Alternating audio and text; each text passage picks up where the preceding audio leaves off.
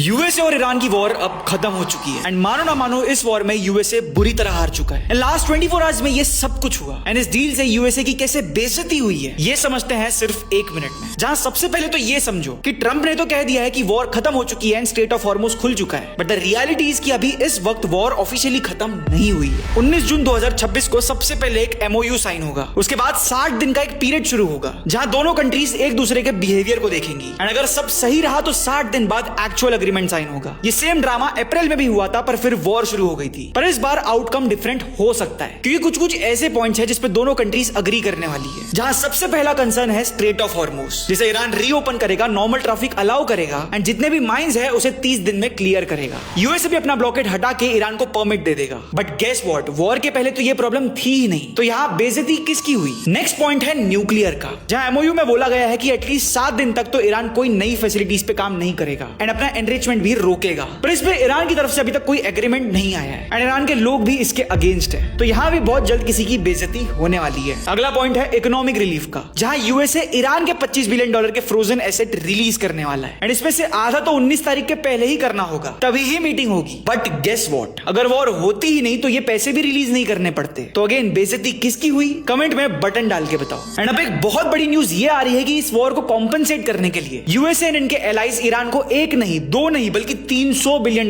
देने वाले हैं। इस क्लेम को ईरान की मेहर न्यूज एजेंसी ने रिपोर्ट किया एंड सिमिलर क्लेम रॉयटर्स ने भी किया एंड इस क्लेम पे यूएसए की तरफ से अब तक कोई डिनायल नहीं आया है एंड अगर ये बात सच हो गई तो यूएस सिटीजंस के साथ बहुत बड़ा प्रैंक हो जाएगा क्योंकि ये $300 बिलियन उन्हीं के पैसे होंगे एंड इस बात की क्लैरिटी हमें मिलेगी 19 जून को। पर क्या आपको पता है इस दौरान यूएसए की दोनों मेजर पार्टीज इंडिया के अगेंस्ट हो गई है क्योंकि इंडियन गवर्नमेंट एक लॉ लाने वाली है जिससे फॉरेन फंडिंग एंड उसकी एक्टिविटीज पर गवर्नमेंट का कंट्रोल एंड नजर होगी ताकि वो फंडिंग कहीं गलत जगह पर यूज ना हो एंड यूएस की दोनों पार्टीज इस लॉ के अगेंस्ट है। इसके साथ साथ सुनने में आ रहा है कि देश में 40 लाख टन कोयला गायब हो गया एंड ये हमारे मॉडर्न टाइम्स का सबसे बड़ा स्कैम हो सकता है। ये सारी न्यूज एंड इसके साथ साथ देश और दुनिया में जो भी होगा वो आपको सबसे पहले पता चलेगा only on India in last 24 hours via breaking news post. शाम 6 से 7 के बीच एक डेडिकेटेड वीडियो आएगी जिसमें लास्ट 24 घंटों की सारी न्यूज कवर होगी एंड देन में आपको ऐसे मल्टीपल वीडियोस देखने मिलेंगे जहां हम किसी एक टॉपिक की बात करेंगे। इसीलिए मैं बार बार हर बार कह रहा हूं, ज्यादा सोचो मत, फॉलो कर दो इंडिया इन लास्ट 24 आवर्स को अभी के अभी।